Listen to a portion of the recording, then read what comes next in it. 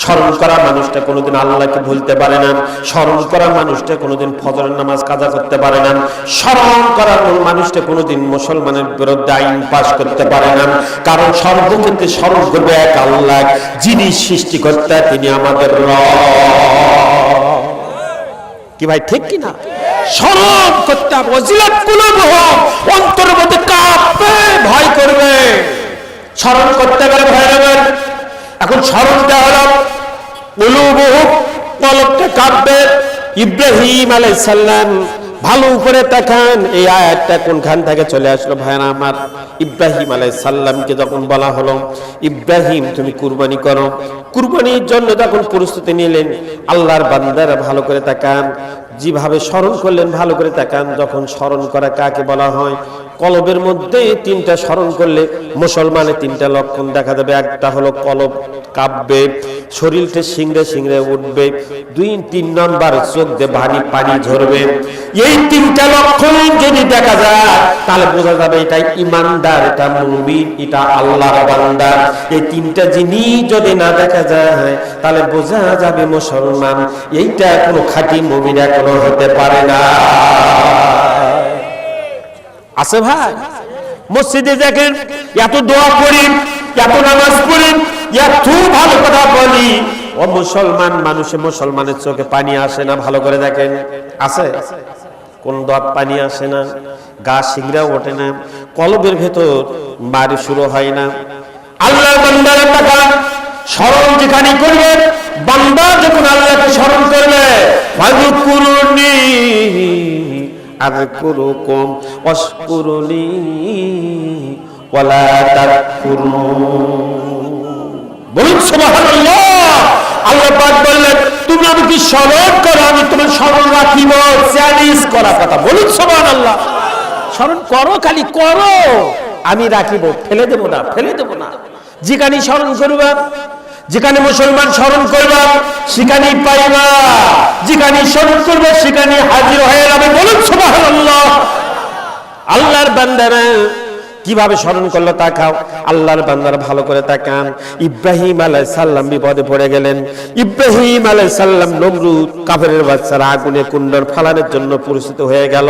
যখন আগুনের কুণ্ড সাজাইল, এমন সময় জিব্রাইল আলাইহিস সালাম এসে বললেন, ও ইব্রাহিম, আমার শুধু অনুমতি দাও, আমি এই নমরুদের আগুন সব আমি ধূলিসাৎ করে দেব। বললেন, না না না না না। জিব্রাইল আলাইহিস সালাম বললেন, আমার তুমি অনুমতি দাও, মেঘ দেশে এমন বৃষ্টি দিয়ে দেব, সব কিছু পিঞ্জরা, সব কিছু খড়ি, যত আগুন আছে সব নিবে ভাসায়, দরিয়ায় ভাসিয়ে দেব। এইভাবে সবাই আসে বললেন, কোন ফেরেশতা সবাই আসে তখন বললেন, আল্লাহ রাব্বুল আলামিন কাছে ইব্রাহিম আলাইহিস সালাম বললেন, না না না না না, যে আল্লাহ আমাকে সৃষ্টি করেছে, যে আল্লাহ আমাকে সৃষ্টি করেছে, যে আল্লাহ আগুনকে সৃষ্টি করেছেন, আমি কারো সাহায্য নেব না। আমি একমাত্র স্মরণ করলাম আল্লাহ। আল্লাহ যখন স্মরণ করলে সঙ্গী সঙ্গী আল্লাহ রাব্বুল তাকওয়ারিন কারো কথা সাহায্য নিলেন না। আগুনের কুণ্ডের মধ্যে যখন ইব্রাহিমকে ফেলানো হলো, আল্লাহ রাব্বুল আলামিন ওই যে স্মরণ করেছেন আল্লাহ, আল্লাহ রাব্বুল আলামিন সঙ্গী সঙ্গে বলেছেন, ইব্রাহিম চিন্তা করো না বন্ধু, তুমি চিন্তা করো না।